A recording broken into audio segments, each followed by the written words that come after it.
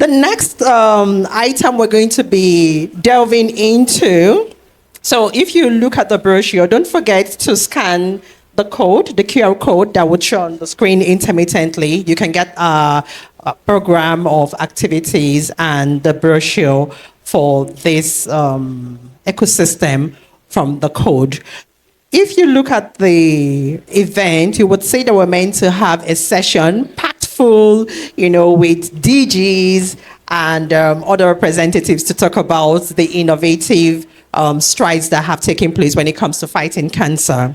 However, we're going to switch things up a bit because right now we do have the DG NICRAT and the representative of the DGNNRA here. So we're going to have our conversation with them so that everyone can head back to their individual spaces where we're working together to fight cancer. So permit me to invite this morning the DG NICRAT, Professor Ali Gombe, Professor Ali Gombe is representing Professor Usman Aliyu. I hope I got that right. Yes. So, Professor, I'm not in your ecosystem, but it doesn't matter. I would find my way around it. So, Professor Ali Gombe is representing the DG NICRAT, Professor Usman Aliyu. Please let's put our hands together for him as he comes forward. We would also like to invite Dr. Ige, Dr. Fatima Ige, and she is representing the DG Nuclear Regulatory Agency. Please put your hands together for her. You're welcome, ma'am. Media, could we have one other microphone? Thank you. And of course, I remain Victoria Odimba, your compare, and the moderator for this conversation. So what we want to discuss here, we've had a lot of conversations about cancer, how traumatizing it is, what people go through. And I'm excited to know that beyond just talking about it, we have stakeholders who are actively doing something about it. It might not be perfect yet, but it's definitely not where it used to be. So I'd like to start with Dr. Ige. What is your organization doing in this fight against our common enemy, cancer? Could you highlight some of those things your organization is doing? Thank you. Thank you very much. Good morning. I'm here representing my DG, Dr. Idris, but I'm the head of the Medical Application Safety Division of the Nigerian Nuclear Regulatory Authority. What we actually do is regulating the use of ionizing radiation. Ionizing radiation is used in so many aspects of life. We have it in health, in manufacturing industry. But in health sector, often what is being used for is in the treatment of cancer care. So NNRA play a vital role in regulating the safe use of this ionizing radiation, because in as much as it has its beneficial advantage, it equally have the disadvantage. So we try to regulate its use so that it will be used for the purpose it's meant for, because it's cure cancer, and to be surprised, it equally causes cancer. Thank you. Thank you so much, ma'am. Okay, so it cures cancer and it equally causes cancer. And that's why when people have to use things like that, they have to go to the professionals, right? And stick to that. Okay, thank you so much. Okay, sir, could you shed light on what your organization is doing in the fight for cancer? Okay, thank you, and good morning. The National Institute for Cancer Research and Treatment is the institute with the constitutional mandate of implementing cancer control activity If you look at our act, it says that it's to take leadership in cancer control activities in the country, to coordinate and liaise with any other person involved in cancer activities in the country. In summary, we are the implementation arm of the Federal Ministry of Health and Social Welfare in terms of cancer control.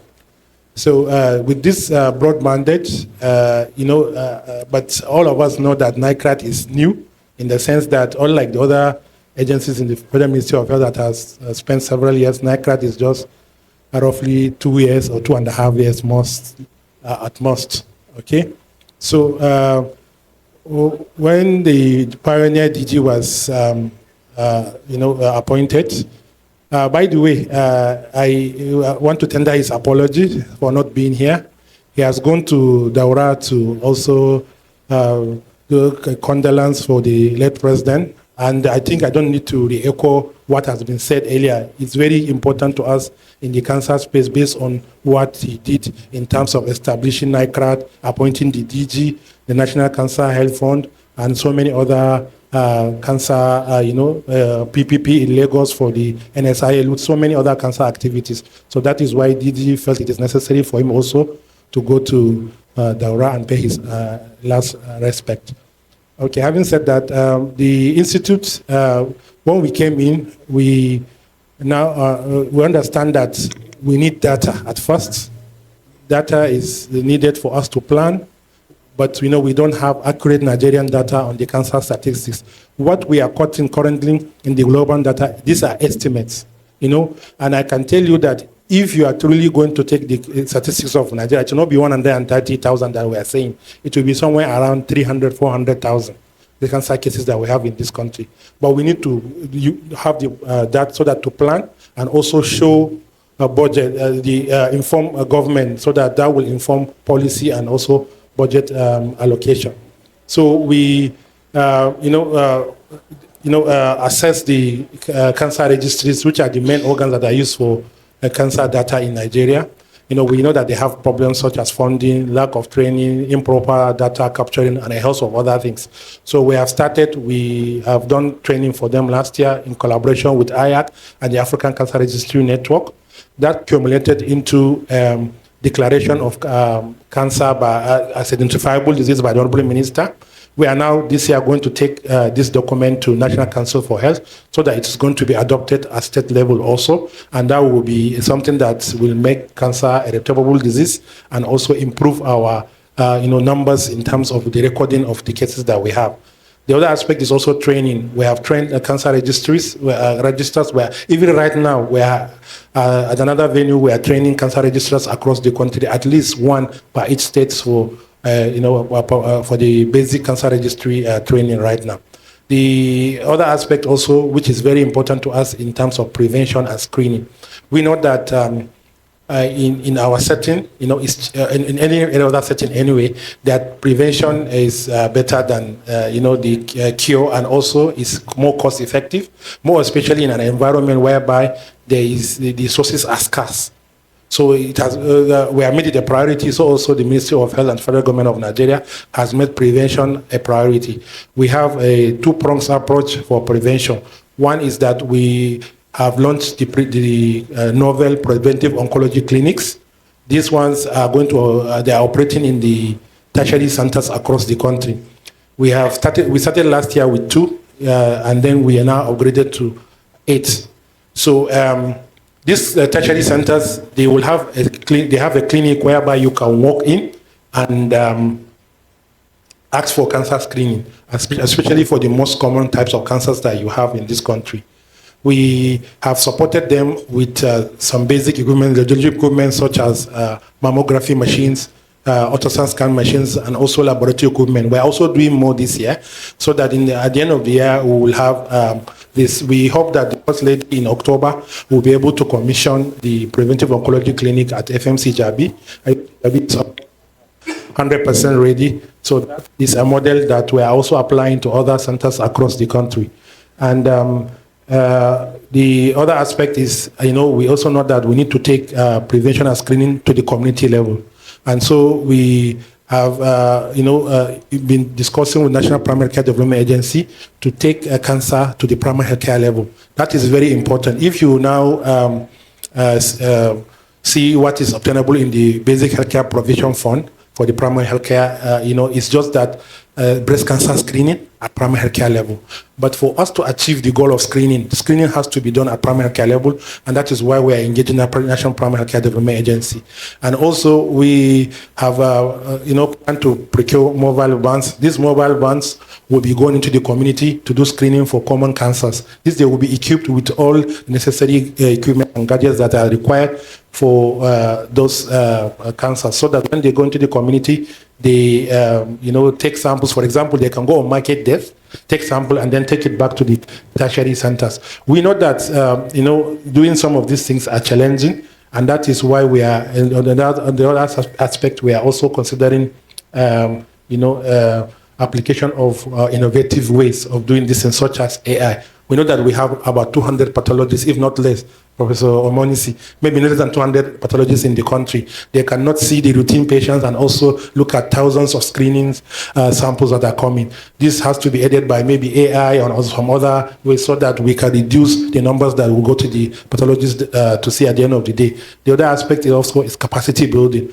We know that there is a challenge in the country, basically, in terms of we have few numbers of all specialists in the healthcare, most especially in cancer space. We have very few. Like what the NCS president said, we have less than 80 oncologists, clinical radiation oncologists practicing in this country, and about half of them are in the southwest. In the northeast, there are only 2 people now practicing. I was one of them, but I'm here in Abuja. So there are only 2 clinical radiation oncologists practicing in the whole of Northeast, serving the whole cancer patients there. So we understand that. That is why capacity building is also another very important aspect of the National Institute for Cancer Research and Treatment.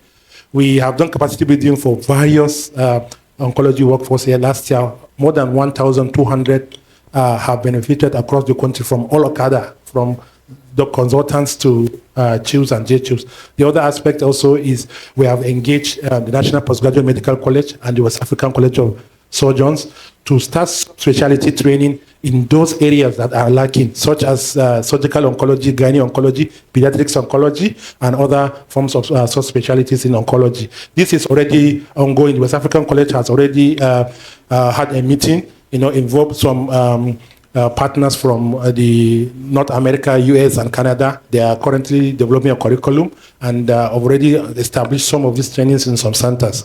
The other very important thing is, of course, treatment. We have large burden of cancer patients in the country. So the Federal Ministry of Health has already started expansion of the cancer centers across the country. That has been done in partnership with the PPP model with NSIA, which NACAD is also part of the team supporting that. And 6 centers are going to come to life soon. 2 will be commissioned maybe in the next 1 or 2 months, and then the others at the later part of the year.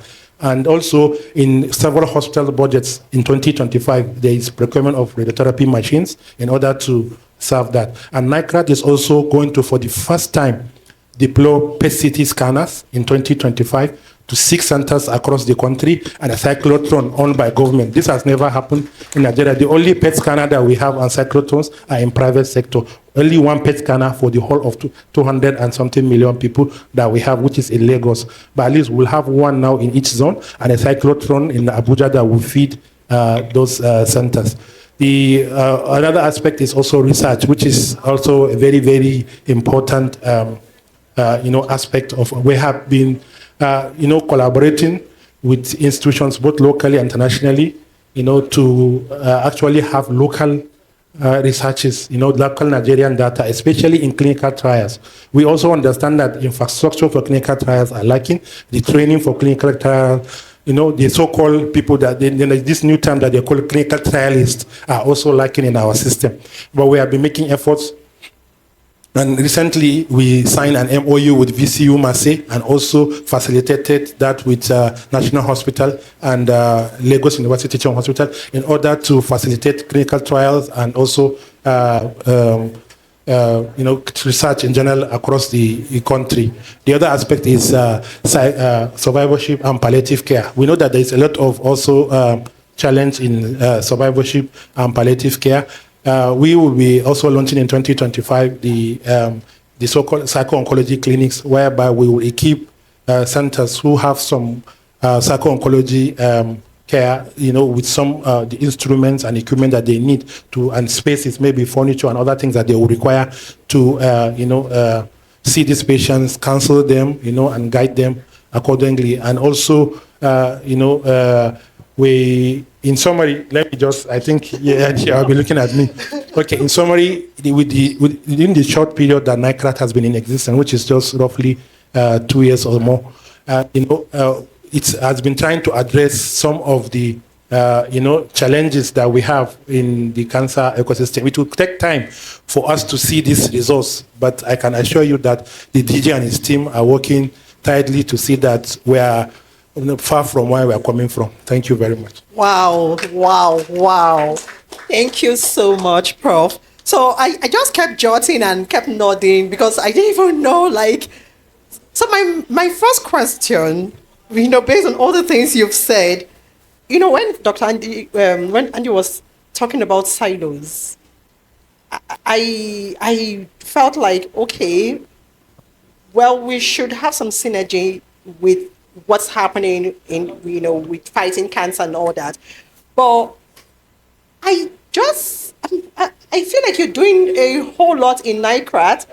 Is it something that other organizations who are in this fight against cancer are working with you on? Because I see, all the capacity building, the need for data and all that. So what's the plan from NICRAT to make sure that it supports every other organization, not just in the medical space, but I see an opportunity, for instance, for the startup ecosystem to begin to encourage conversations from startup founders to create something like health tech or med tech startups that would help fight cancer or that would help with preventative measures or treatment and all that. So is this something NICRAT is actively working towards? Then after that, I'm going to move to Dr. Fatima, because I want to make sure that we wrap up everything in record time. And I'm going to ask the same question. What's the plan, from NNRA to work with other organizations beyond the medical space, beyond the nuclear research and everything, to help fight this terrible monster, in terms of data, research, capacity building, all that. So I'll start with Professor. Thank you. All right. Okay. Thank you very much. Most of these things that I have mentioned cannot be achieved without collaboration and partnership. NICRAT has been twinning with both local and international partners to achieve this. I will just give very few examples because of the time. One is if you take, for example, in terms of prevention, awareness, NICRAT has been collaborating with NGOs, most especially the Nigerian Cancer Society and other NGOs. The first thing that we did in late 2023 was to do a mapping of the NGOs that are involved in cancer activities across the country. We sent out a Google form, which they filled so that we can align our activities with them. And also, we know that while we are expanding in some of these awareness and screening activities, we need NGOs that are in those regions, in those states, to assist us in those activities. This is a part of our plan. We have been engaging them, in all these aspects. When you talk about, a startup, treatment, whether it is treatment, whether it is technological innovation.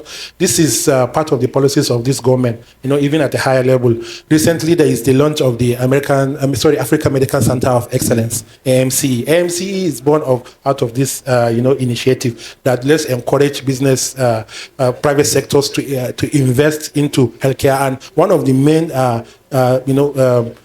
facility that they have in AMC is oncology. That's one of their main focus. They also have a cyclotron, a radiation facility, and a nuclear medicine facility, together with a medical and pediatric oncology section. So that is very important because that has bring what you can have outside this country into this at a cheaper, since you are not going to pay for logistics of going outside this country. And also, we have encouraged and partner with people in the industry that are doing some startups or innovations in IT. For example, the Oncopadi, we have been in partnership with them, and we have also launched this.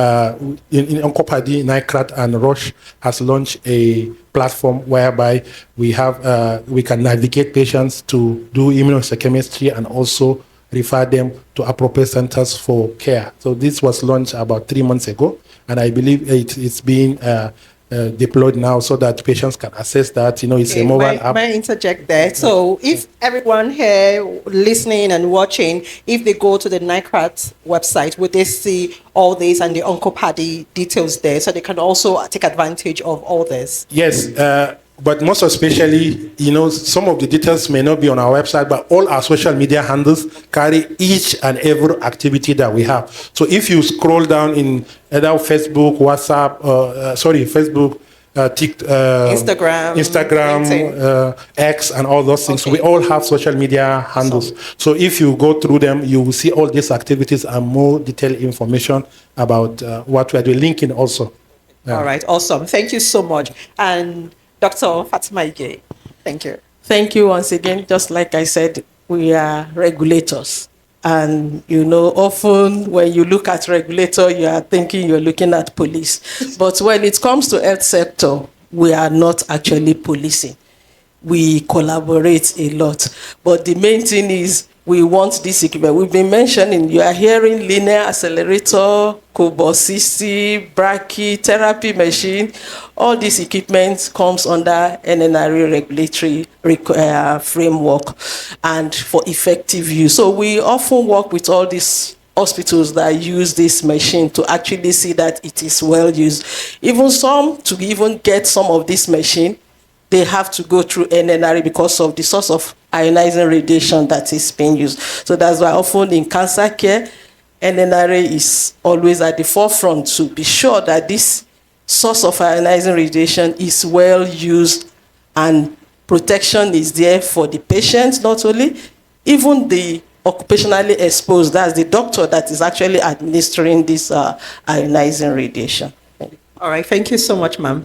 Okay, so I have one final question for you. I know our time is up, but let me just sneak in one question. So, peradventure, you have, I know we're not like that in Nigeria, but peradventure, you have a rogue medical practitioner who decides to bring in a particular cancer treatment equipment, or cancer treatment, introduces something that hasn't been tested, didn't go through your regulation. Is there a way your organization will be able to detect this kind of people and put a stop to the activities to make sure that lives are protected?